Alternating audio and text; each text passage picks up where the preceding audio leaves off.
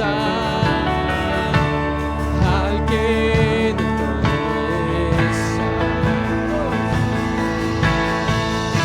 está. Santo, santo, santo, todopoderoso, ¿quién fue, quién es y quién vendrá? La creación hoy canta y damos gloria a Él. Tú eres digno por siempre y siempre.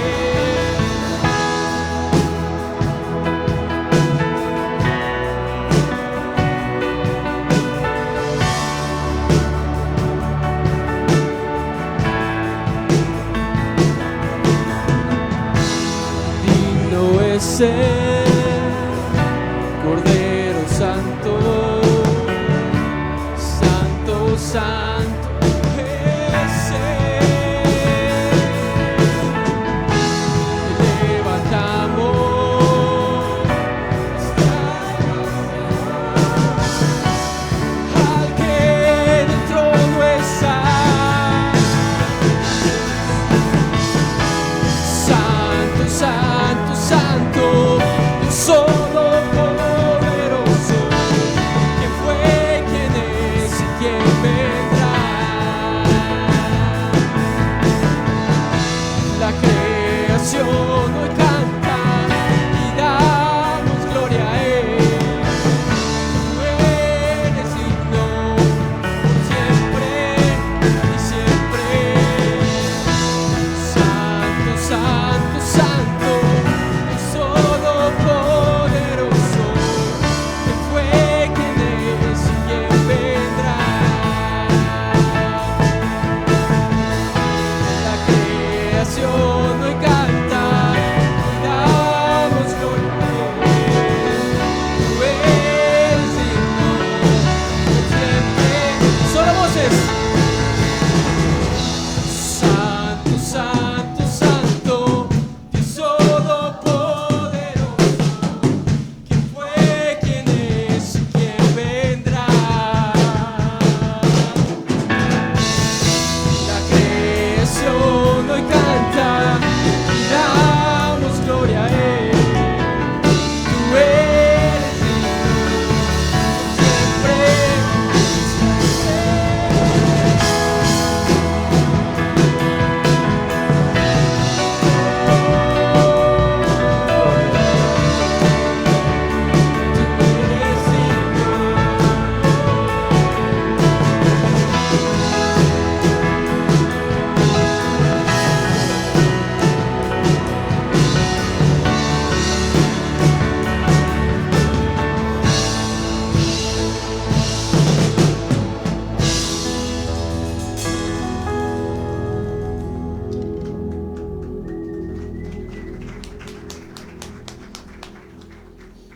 Muy buenos días, mis hermanos, que el Señor les bendiga.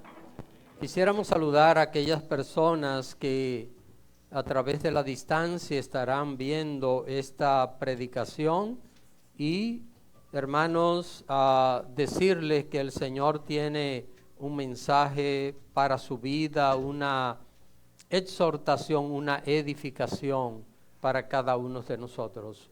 Hoy, continuando con esta serie de sermones acerca de el pueblo de Israel, el título que vamos a desarrollar es El peor pecado de Israel.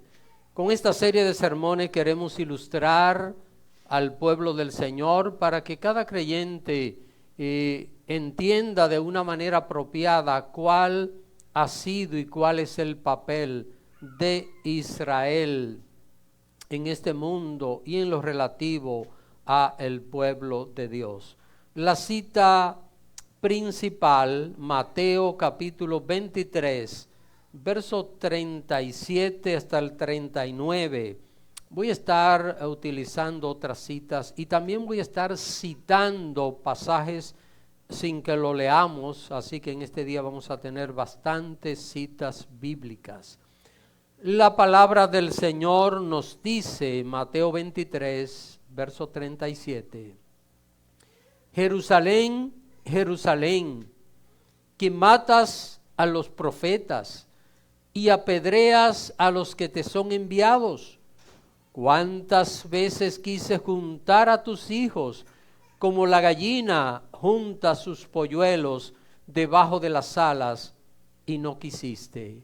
He aquí, vuestra casa os es dejada desierta. ¿Por qué os digo que desde ahora no me veréis hasta que digáis, bendito el que viene en el nombre del Señor? Amén.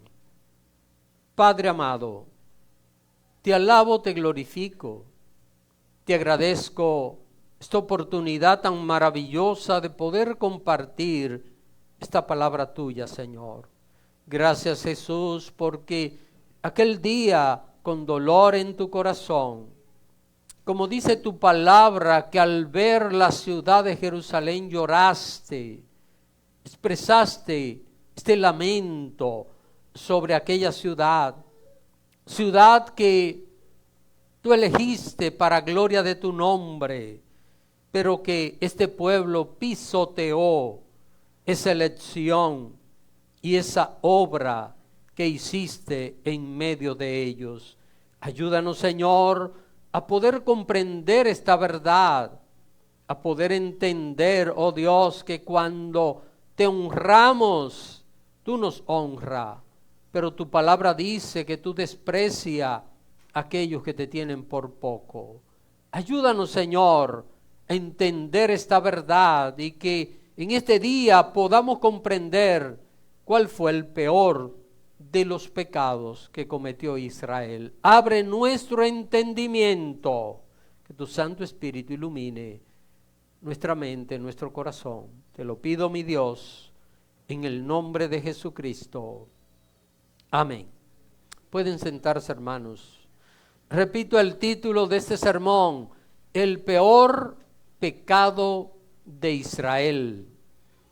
Existe mucha confusión acerca de Israel, acerca de esta nación, y esto es notorio y es grandemente preocupante en los cristianos evangélicos. Desde hace aproximadamente unos 150 años, esta situación se ha venido produciendo.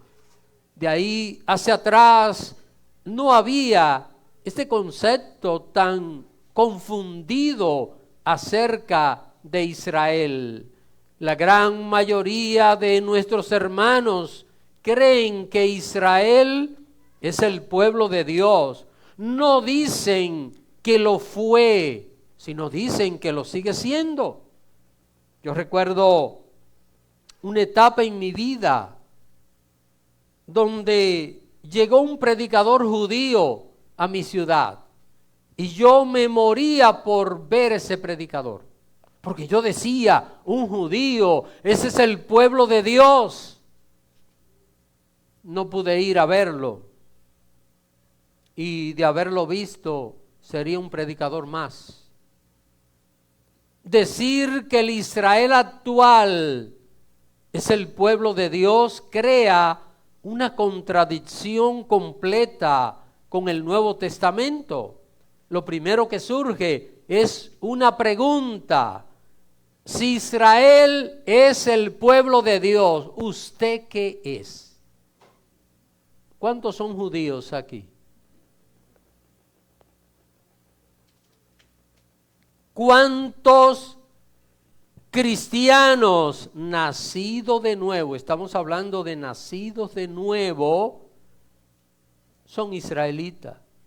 La respuesta es muy poco. Muy pocos cristianos nacidos de nuevo son judíos. La abrumadora mayoría de los creyentes fieles no son judíos, sino de muchísimas naciones, tal y como Jesús dijo cuando Él resucitó, que se predicara el evangelio en todas las naciones y que se hiciesen discípulos en todas partes. Voy a citar lo que dice el portal biblica.com.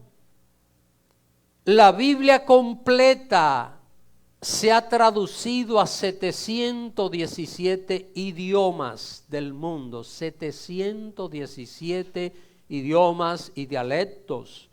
Por cierto, tengo un compañero de estudio del seminario, él está en el campo de las misiones, él está haciendo un doctorado en obras misioneras, y él y 2 misioneros más llegaron a una tribu de Sudamérica, y en esa tribu no había idioma escrito.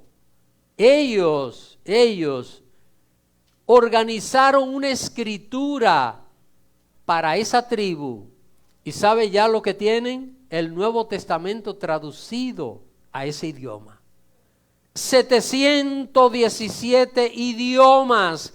La Biblia completa ha sido traducida. El Nuevo Testamento se ha traducido a 1582 idiomas. Extraordinario esto, mis hermanos. Es verdad que hay regiones donde todavía no ha sido predicado el Evangelio, pero allí llegará muy pronto. Yo no sé si usted ora para que el Evangelio sea predicado en todas partes, para testimonio a todas las naciones, para que venga el fin. Amén. ¿Han visto esto en la Biblia? ¿Lo han leído esto que acabo de decir? El Evangelio llegará muy pronto a todos los rincones de este mundo. Y nos preguntamos nosotros, ¿qué son los millones de creyentes fieles que no son judíos, si solo Israel es el pueblo de Dios? ¿Qué somos nosotros? Nosotros mismos nos estamos eliminando de la posición que Dios nos ha dado en su obra, en su propósito.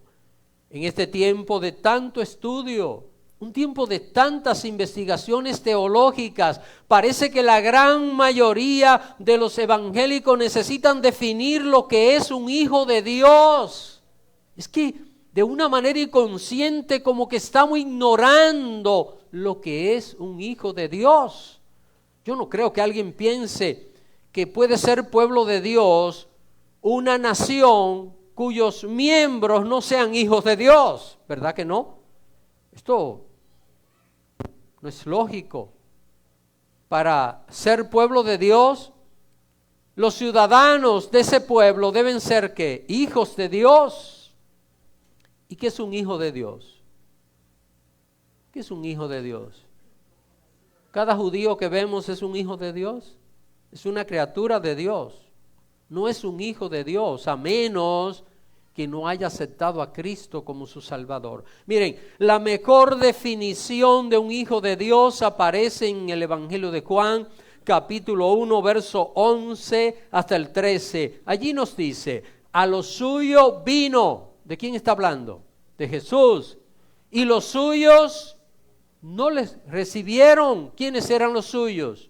Los judíos. Cristo nació judío. Dice el verso 12, mas a todos los que les recibieron, a los que creen en su nombre, les dio potestad de ser hechos hijos de Dios. Para ser hijo de Dios, la única condición es creer en Jesús. No es nacer en una raza, no es nacer de un grupo de personas. Dice el verso 13, los cuales no son engendrados de sangre, ni de voluntad de carne, ni de voluntad de varón, sino de Dios. No se es hijo de Dios por la raza a la cual pertenecemos. No es hijo de Dios una persona por ser de raza judía, de raza israelita.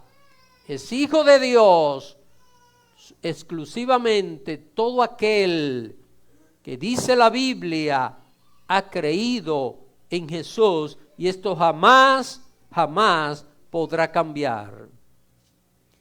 La lectura que hemos leído hoy es la última parte de uno de los mensajes más duros, más fuertes predicados por el Señor. De verdad, hermanos, que leyendo todos los evangelios no aparece un mensaje más fuerte predicado por el Señor que este que aparece en este capítulo 23 del Evangelio de Mateo. Aquí el Señor está hablando contra los escribas y los fariseos. Y note, quiero que vea conmigo algunas de las cosas que el Señor dice acerca de ellos. En el verso 2 y verso 3 dice: en la cátedra de Moisés se sientan los escribas y los fariseos. Así que todo lo que os digan que guardéis, guardadlo y hacedlo, mas no hagáis conforme a sus obras, porque dicen y no hacen. La cosa es estar aquí y decir cualquier cosa y cuando salgamos de aquí irnos a hacer algo diferente. Eso eran los escribas y los fariseos. Vamos a ver el verso 15, ¿qué nos dice? ¡Ay de vosotros, escribas y fariseos hipócritas! Porque recorréis mar y tierra para ser un prosélito. ¿Qué es un prosélito? Es alguien que se convertía a la religión judía. Alguien que no era judío, lo convertían a la religión judía. Dice, para ser un prosélito, y una vez hecho, lo hacéis 2 veces más hijo del infierno que vosotros. Mensaje fuerte, ¿verdad? Verso 25. Ay de vosotros, escribas y fariseos hipócritas, porque limpiáis lo de fuera del vaso y del plato, pero por dentro está llenos de robo y de injusticia. Verso 33, solo estoy citando para que veamos. Este es el mensaje, y usted se puede leer el capítulo completo, el mensaje más fuerte que Jesús predicara en algún momento. Miren el verso 33, ¿cómo lo llama el Señor? Dice, serpientes, generación de víboras, ¿cómo podréis escapar de la condenación del infierno? Y yo pregunto, ¿a gente así se le puede llamar pueblo de Dios? Jesús estaba hablando tonterías. Jesús estaba expresando verdades. Así que, hermanos, después del Señor denunciar todo esto, y lo que hice fue una pincelada de algunos detalles para que tengamos una idea acerca de lo que el Señor habló en aquella ocasión. Ahora, después de denunciar todo esto, entonces el Señor concluye lo que está diciendo con esta cita que leímos al inicio, la cual dice: Jerusalén, Jerusalén, que matas a los profetas y apedreas a los que te son enviados. ¿Cuántas veces quise juntar a tus hijos como la gallina junta sus polluelos debajo de las alas y no quisiste? Noten, mis queridos hermanos, que es fácil ver que aquí aparecen una serie de verbos que están en pasado. ¿Cuántas veces quise juntar? Está hablando Jesús del pasado. Jesús estaba presente con ellos, pero aquello significaba mucho. El Señor quiso juntarlos, pero dice que ellos no quisieron. Dice la última parte del verso 37, y no quisiste, en pasado, es decir, ya se le había agotado esa oportunidad, ya habían perdido aquella oportunidad. El Señor aquí, en este versículo, pasa a definir lo que había sido la conducta de los habitantes de la ciudad de Jerusalén y de forma general a todos los israelitas durante 1500 años. déjenme decirles que el pueblo de Dios en aquel tiempo, Israel, fue fundado a la salida de Egipto. ¿Cuándo pasó esto? Pasó unos 1500 años antes de Cristo. Así que desde que Dios los sacó, los eligió como su pueblo especial, hasta el ministerio de Cristo pasaron unos 1500 años. Y el Señor está resumiendo lo que fue la conducta de aquel pueblo. Ahora, noten en este verso 37, dos cosas son señaladas sobre el comportamiento de los israelitas cuando Dios les enviaba a su mensajero. ¿Qué dos cosas ven que ellos hacían con los mensajeros? ¿Cuáles dos? Lo mataban y lo apedreaban. Buenas, ¿verdad?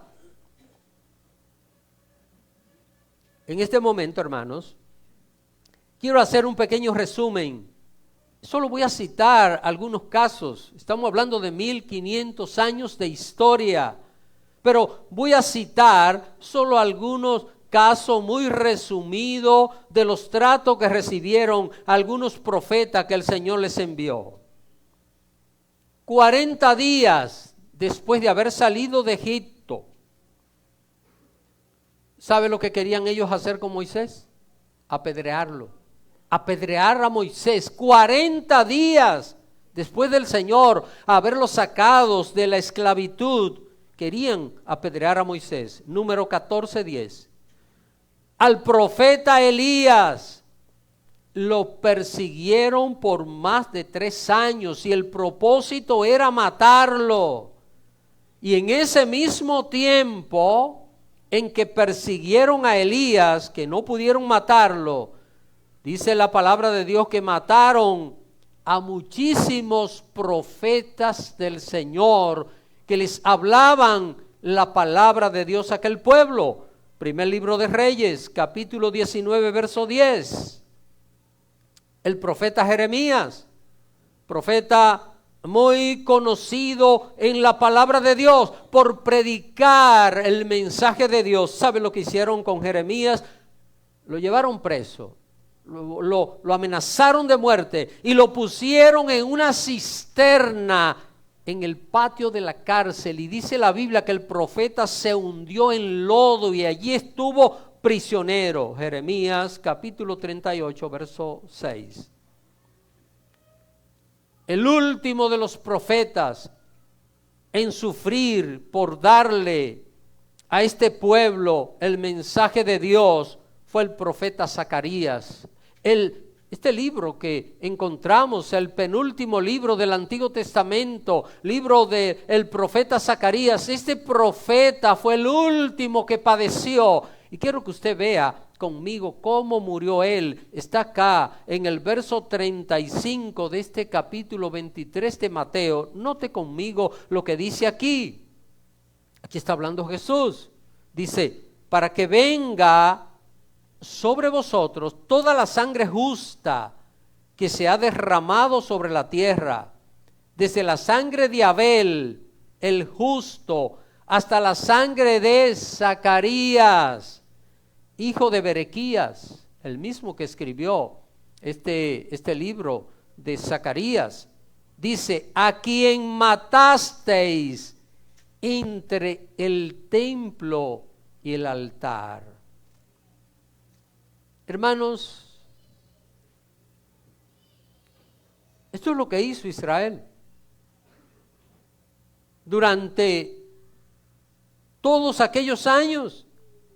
Por esta razón es que el Señor les dice, ¿cuántas veces quise juntar a tus hijos como la gallina junta sus polluelos debajo de las alas y no quisiste? ¿Quién les envió estos profetas? ¿Quién? El Señor. Note, Jesús está hablando en primera persona. ¿Cuántas veces quise juntar? Sabemos que Jesús es Dios y que antes de Él hacerse hombre, es Dios en los cielos. junto con el Padre y con el Espíritu Santo. Ahora, ¿qué hace el Señor? Les manda profetas, le manda siervos del Señor, los rechazaron, apedrearon, encarcelaron, mataron a los profetas. Y el Señor en su misericordia, ¿qué hace con este pueblo? Viene en persona, hermanos. Viene Dios hecho hombre a vivir entre este pueblo. ¿Y qué hicieron con Jesús? Miren, yo voy a hacer un pequeño resumen de las cosas que hicieron con Jesús. Lo acusaron de estar endemoniado, lo acusaron de ser loco, lo acusaron de que era compañero de prostitutas y de hombres recaudadores de impuestos, los publicanos, que eran los peores de los peores. Lo acusaron de ser comelón y bebedor. Y estoy solo señalando algunos detalles. ¿Sabe lo que intentaron hacer? ¿Creen ustedes que nada más fue en aquella ocasión cuando el Señor se entregó y lo tomaron preso y fue crucificado? Miren, en una ocasión intentaron apedrearlo. Lo dice en San Juan capítulo 10, verso 31. En otra ocasión trataron de lanzarlo desde un precipicio. Lucas capítulo 4, versículo 28 hasta el 30. Estoy solo citando algunos detalles para que nosotros veamos la magnitud de lo que este pueblo hizo y ha hecho a través de los tiempos. Finalmente, ¿qué hicieron con Jesús? Lo condenaron a muerte. Y para condenarlo buscaron testigos falsos, que ellos sabían bien que eran testigos falsos. Lo condenaron a muerte. ¿Qué quería hacer Pilato con Jesús? ¿Qué quería hacer? Soltarlo. Pilato dijo: este hombre es justo, este hombre no ha hecho nada malo. ¿Y ellos qué hicieron? Le piden: crucifícalo. Entonces Pilatos, en un plan magistral para él, dijo: le suelto todos los años para Pascua un preso. ¿A quién quieren? ¿A Barrabás o a Jesús? ¿Sabe usted lo que era Barrabás? El peor de los delincuentes que había en aquella época, ladrón, criminal, lo peor de lo peor. ¿Y qué dijeron ellos? Danos a Barrabás. Rechazaron a Jesús por elegir a Barrabás. Hermanos, al crucificar al Señor, Israel perdió su última oportunidad de seguir siendo el pueblo de Dios. Quiero aclarar, quiero hacer un paréntesis en este punto y señalar: no estoy diciendo que los judíos como personas fueron rechazados por Dios. Estoy diciendo que Israel, al crucificar al Señor, perdió su última oportunidad de seguir siendo el pueblo especial de Dios. Y puedo señalar que ese fue el peor pecado cometido por Israel. El peor pecado, el peor de los peores, haber rechazado a Dios, hecho hombre, haberlo condenado a morir en una cruz. Días antes de que el Señor fuese crucificado, fue cuando Él expresó aquel lamento, lo que usted y yo hemos leído hoy, Mateo capítulo 23, versos 37 al 39, es un lamento, no es sencillamente una expresión. no es una frase poética, es un lamento del Señor Jesús. Y esto lo dijo un poquito antes de que lo crucificaran. Ahora quiero que usted vea conmigo una enseñanza maravillosa que aparece aquí. Maravillosa porque esto ilumina nuestro entendimiento. Después de Jesús lanzar este lamento: Jerusalén, Jerusalén, que matas a los profetas y apedreas a los que te son enviados, cuántas veces quise juntar a tus hijos, como la gallina junta sus polluelos debajo de tus alas, y no quisiste. Ahora, ¿qué es lo que dice? Vea conmigo lo que el Señor sigue señalando aquí. En el verso 38. Hay algo allí que parecen como palabras ligeras. Probablemente le hemos leído y la pasamos rápido y no nos damos cuenta del significado, del contenido de este versículo, que es un poquito corto. Jesús dice en el verso 38, aquí vuestra casa os es dejada desierta. Como que no dice mucho, ¿verdad? Y aquí vuestra casa os es dejada desierta. ¿A qué casa se estaba refiriendo el Señor? ¿A qué casa? Se lo voy a leer en la versión de Biblia latinoamericana. Escuche bien lo que dice la versión latinoamericana. Por eso se van a quedar ustedes con su templo vacío. Templo vacío. ¿Vacío de qué? Aquí no estaba hablando de la destrucción del templo judío que pasó en el año 70. Después de Jesús decir esto, pasaron aproximadamente unos 33, 34 años cuando el templo fue destruido. Aproximadamente unos 36 años. Pero aquí Jesús no estaba hablando de la destrucción del templo, estaba hablando del abandono completo de la gloria de Dios.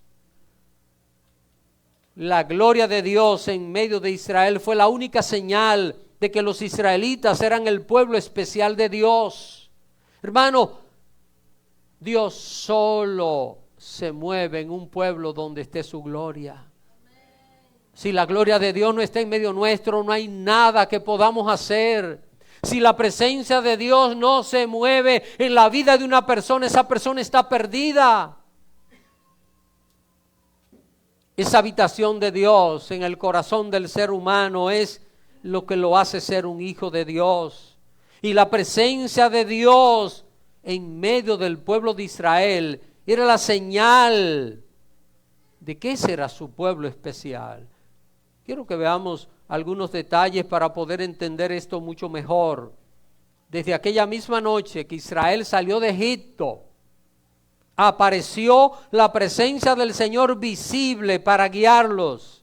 De día era una columna de nube y de noche una columna de fuego, hermano. Y aquel pueblo estaba viendo aquello. Esto no es simbólico, esto es literal. De día, una columna de nube. De noche, una columna de fuego. Está en Éxodo capítulo 13, versículo 21 al 22. Más adelante, 2 años después, cuando construyeron el tabernáculo en el desierto, la gloria del Señor se posó sobre él el día que Moisés inauguró el tabernáculo. ¿Sabe lo que pasó? La gloria de Dios descendió visible, lo que se conoce en el Antiguo Testamento como la Shekinah. La gloria de Dios visible, una luz visible, cubrió el tabernáculo en el desierto. 480 años Después de haber salido de Egipto, el rey Salomón terminaba de edificar el primer templo. ¿Y sabe lo que pasó aquel día de la inauguración? Que la gloria de Dios llenó el templo de manera tal que nadie podía estar dentro del templo en ese momento. Primer libro de Reyes, capítulo 6, verso 1. Segundo libro de Crónicas, capítulo 7, verso 1 hasta el 2. Al pasar el tiempo, la gloria de Dios solo se manifestaba, ¿sabe dónde? En el lugar santísimo del templo, el día de expiación, el día de Yom Kippur. Ese día Dios descendía con su gloria sobre el arca del pacto, sobre esa tapa que se llama el propiciatorio. Allí descendía la gloria de Dios y eso pasaba una vez al año, pero aquello representaba que Israel era pueblo de Dios porque la gloria de Dios estaba entre ellos. En la lectura de hoy hemos visto que el Señor Jesús le dijo a los judíos que el templo quedaría ¿qué? ¿Cómo quedaría? ¿Vacío de qué? Hermano, quiero que entienda algo. ¿Usted sabe por qué usted es un hijo de Dios? Porque el Espíritu Santo mora en su vida. Si una persona no tiene el Espíritu Santo morando en su vida, está perdido. Es claro esto. La única manera de saber que una persona es un hijo de Dios es porque el Espíritu Santo habita en su vida. Y cuando el Espíritu Santo habita en nosotros, es eterna esa presencia. Es eterna. No fue lo que pasó con Israel. Recuerden que Israel era pueblo de Dios si cumplía una condición. ¿Cuál condición? ¿Recuerdan el primer sermón que prediqué de esta serie? Las bendiciones de la obediencia, las consecuencias de la desobediencia y las condiciones para ser restaurados. Hermanos, Jesús estaba diciendo palabras sin sentido. Jesús estaba expresando una gran verdad de que aquel templo sería vacío de la gloria de Dios, y en el momento que aquel templo fuese vaciado de la gloria de Dios, ¿qué pasaba con Israel? ¿Continuaba siendo pueblo de Dios? Nadie puede ser pueblo de Dios si la presencia de Dios no está en medio de ellos. ¿Cuándo se cumplió esto? ¿Cuándo se cumplió lo que Jesús dijo? He aquí que vuestra casa será dejada desierta. ¿Cuándo? Cuando Jesús murió en la cruz. ¿Dónde está? Está en Mateo capítulo 27, versículo 50 al 51. Es importante que veamos este pasaje y es importante que nosotros lo relacionemos con estas verdades que he estado señalando hasta este momento. Mateo 27, 50 dice: mas Jesús, habiendo otra vez clamado a gran voz, entregó el Espíritu. Murió Cristo en ese momento. ¿Y qué pasó? Verso 51. He aquí, ¿qué es lo primero que pasa? Lo primero, el velo del templo se rasgó en dos, de arriba abajo. Miren, la tierra tembló, las rocas se partieron, sigue diciendo el versículo, por eso no tiene trascendencia. ¿Usted sabe qué es lo que tiene trascendencia ahí? El velo del templo se rasgó. ¿Qué velo es este?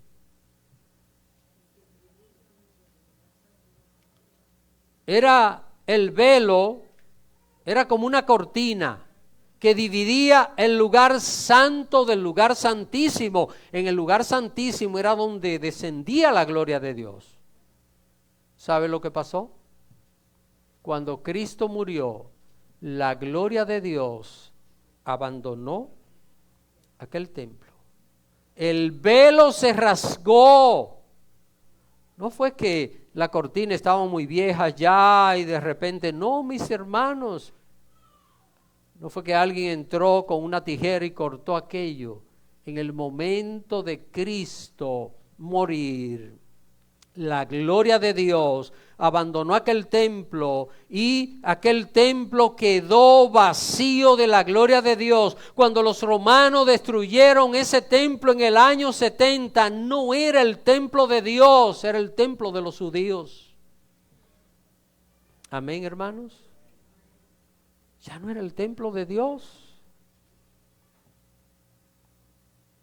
No importa lo que los judíos hagan por su propio esfuerzo.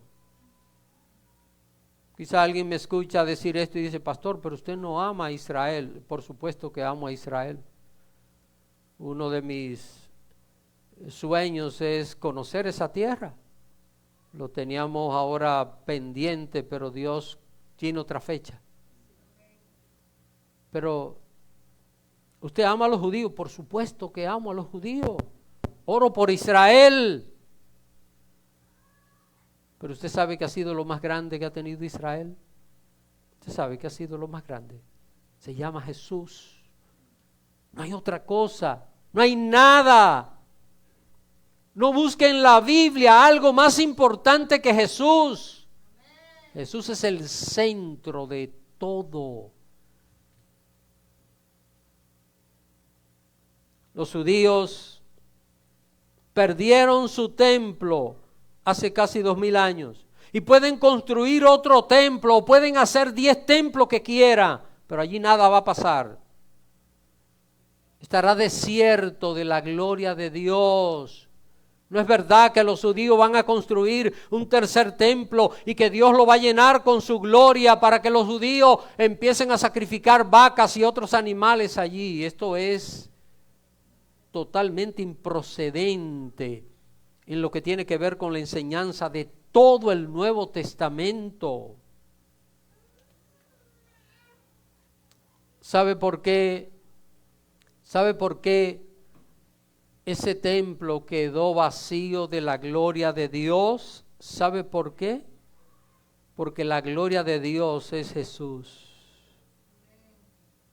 Llévese esto con usted a su casa este día. La gloria de Dios es Jesús. ¿Será esta una frase que el pastor está poniendo para adornar el sermón? Lo dice Colosenses capítulo 1, verso 15. Dice, Él es, hablando de Jesús, la imagen del Dios invisible. Por eso, en una ocasión, Felipe le pregunta, Señor, muéstranos al Padre y nos basta. Y los unitarios aquí, como no saben interpretar, cometen un error gravísimo. Jesús le dice, Felipe, ¿tanto tiempo hace que estoy con vosotros y no me conocéis? El que me ha visto a mí, ha visto al Padre, porque en Cristo está reflejada la gloria de Dios. En el Señor está reflejada la gloria de Dios, y cuando alguien saca a Jesús, saca la gloria de Dios. No puede haber gloria de Dios sin la presencia del Señor Jesús. Aquel día cuando el Señor reprendía a los fariseos y los escribas, después de decirle que el templo sería vaciado de la gloria de Dios, Jesús añadió, la única manera en que Israel puede volver a recuperar la gloria de Dios en Jerusalén. ¿Cuál es la forma de poder recuperarla? Déjeme decirle que Dios es de amor y de misericordia, y que el pueblo perdió aquella gloria, pero no significa que no pueda recuperarla. Mire, una persona después de ser salvada puede enlodarse, y a veces pasa esto, se enloda en el pecado, pero no significa que su condición no sea reversible, porque hay un Cristo que, como el buen pastor que dejó las 99 y se fue detrás de la única, está dispuesto a limpiarlo. Está dispuesto a volverlo otra vez, regresarlo al redil, porque esa es la voluntad de Dios. Déjenme decirle, mis queridos hermanos, que lo que el Señor hace con una persona, lo hace también con un pueblo, y lo va a hacer con esta nación de Israel. ¿Cómo este pueblo puede otra vez recuperar la gloria de Dios? Está en el último verso que leímos hoy, Mateo capítulo 23, verso 39. Porque os digo que desde ahora no me veréis hasta que digáis, bendito el que viene en el nombre del Señor. Jesús le dijo cómo iban a recuperar, ¿verdad? Decir que todos los judíos rechazaron al Señor es mentir, porque hubo un remanente que creyó en Él. Esos fueron los discípulos. Este Nuevo Testamento, ¿quiénes los escribieron? Judíos que amaron al Señor. Los judíos que creyeron en Jesús llegaron a ser varios miles. Pero la grandes mayoría de judíos, la élite, la clase sacerdotal y todos aquellos no creyeron en Jesús. La nación los rechazó. ¿Y ha cambiado esto? ¿Cree Israel en Jesús? ¿Creen los judíos en Jesús? Abórdelos por ahí, visítelos, pregúnteles acerca de Jesús. ¿No creen en Jesús? Maldicen el nombre de Jesús. ¿Cómo un cristiano puede pensar que alguien que maldice el nombre de Jesús puede ser pueblo de Dios? Esto es inconcebible, mis queridos hermanos. ¿Sabe lo que dijo el apóstol Pedro? Vosotros sois linaje escogido, hablando de nosotros. Nación santa, pueblo adquirido por Dios, comprado, ¿con qué? Con la sangre de Cristo. Israel fue rebelde y sigue siendo rebelde. Por esto les esperan muchas cosas muy difíciles. ¿Ven lo que está pasando? Debemos orar por Israel, pero usted sabe por qué yo oro por Israel, para que se arrepientan. Esa es mi oración. Señor, toque a esa gente para que conozcan de Jesús, para que conozcan del Señor. Hermanos, Dios está llevando a cabo su plan y su propósito, y el plan y el propósito de Dios nadie lo va a destruir en este mundo. Los judíos tristemente ni tienen paz ni van a tener paz. ¿Sabe usted cuándo van a tener paz? Vea lo que dice la última parte del verso 39. Cuando digan, bendito, ¿y quién es ese? ¿Quién es ese? Jesús. No estamos hablando aquí de la ley judía, no estamos hablando de un templo que mucho se predica. Los judíos van a hacer un templo y ese templo va a ser la casa de Dios y va a venir un anticristo que se va a sentar allí, hermano. Esto es inapropiado totalmente con la enseñanza del Nuevo Testamento.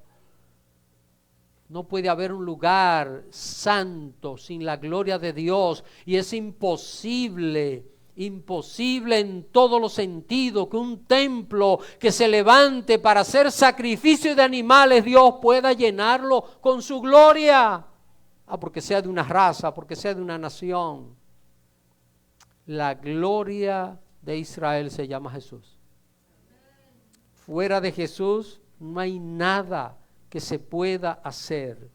Cuando finalmente se humillen delante del Señor, cuando reconozcan que rechazarlo ha sido su peor pecado, como lo dice el profeta Zacarías, ese que mataron entre el altar y el templo, el altar de los sacrificios, el altar de bronce donde se hacían los sacrificios. Cuando se cumpla esto, que lloren, que se humillen, el Señor les va a restituir la gloria.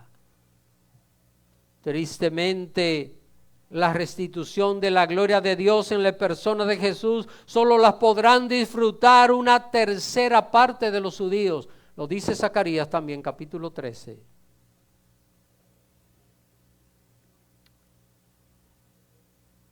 Cuando Cristo regrese con su pueblo desde los cielos, después de Cristo llevar su iglesia a los cielos, cuando el Señor descienda para establecer su reino, sobre todas las naciones. La Biblia dice que solo va a sobrevivir la tercera parte de los judíos, que 2/3 partes se van a perder y que 1/3 parte va a quedar en ellos, y que esa tercera parte el Señor la va a meter por el fuego, y que ellos se humillarán, llorarán por el rechazo de miles de años de los judíos, y sobre todo porque hace 2000 años rechazaron al Mesías. Quiero concluir señalando lo siguiente. El peor pecado de Israel en toda su historia, ¿sabe cuál fue? Rechazar a Cristo. Hermanos, es que sin Cristo no hay nada. Hay una canción muy hermosa que dice: todo es para Él, todo es para mi Cristo. Rechazar a Cristo es lo único que una persona no puede hacer y salir bien. Usted me puede rechazar a mí y luego usted puede resolver su problema con Dios y está todo bien. Usted puede rechazar un diamante y no es problema. Pastor, que no es problema rechazar un diamante. Sí es problema. Usted puede rechazar la Reserva Federal de Estados Unidos y no es problema. ¿Sabe por qué? Porque el día que se muera usted no se va a llevar un centavo.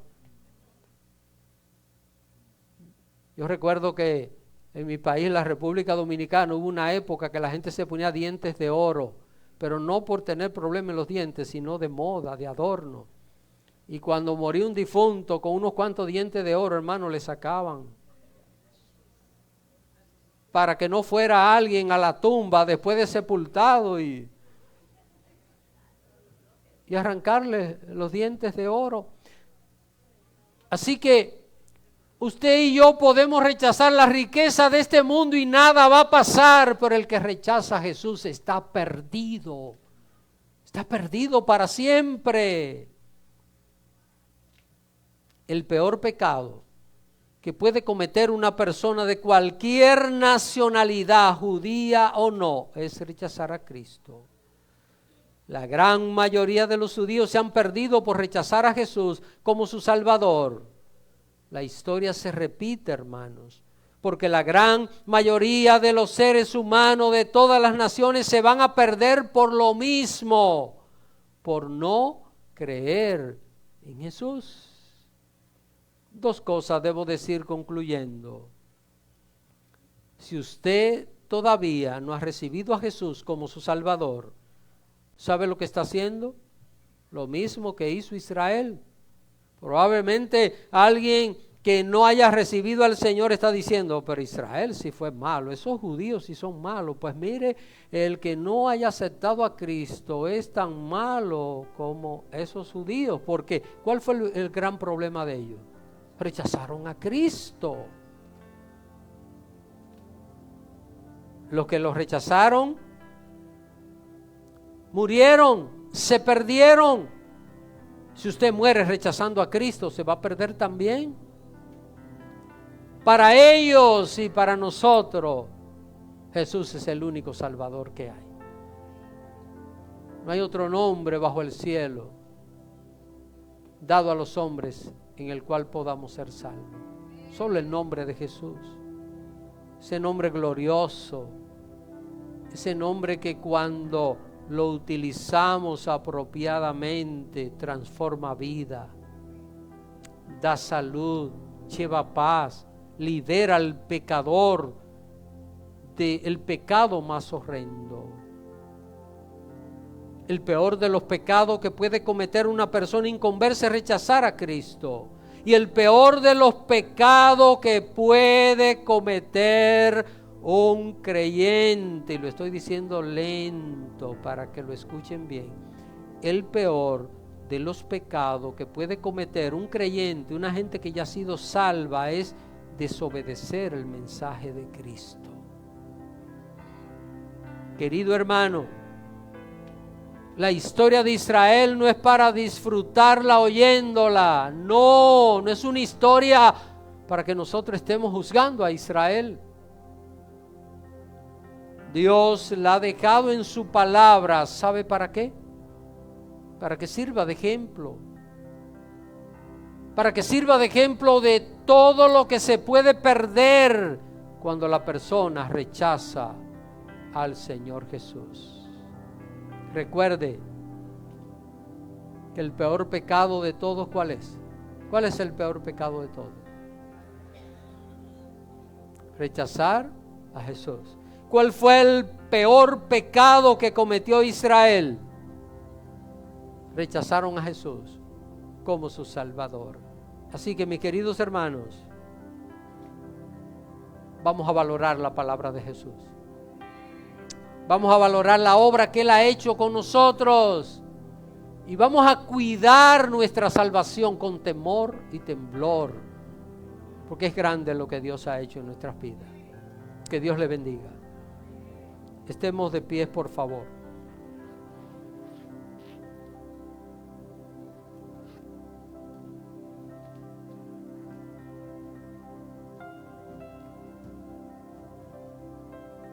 En este punto debo hacer reflexionar si alguien todavía no ha recibido a Jesús, lo está rechazando.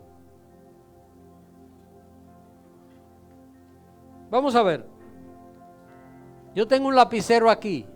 Si yo lo saco y se lo extiendo a la hermana Marín y ella no lo toma, ¿qué está haciendo? ¿Lo está rechazando? Ella no me tiene que decir con la boca, yo rechazo el lapicero. Sencillamente con no tomarlo, lo está rechazando. Cristo no es un producto que se vende, pero la persona puede aceptarlo o rechazarlo. Cuando alguien acepta a Cristo, lo único que hace es una sola cosa: ser salvo. Ser salvo. Disfrutar de la vida eterna. Yo quiero que si alguien que me haya escuchado, usted a través de las redes sociales, a través de Facebook o de YouTube, usted que ha escuchado y todavía no ha aceptado a Cristo, es una invitación para su vida. Tiene que aceptar a Cristo para que no le pase lo de Israel.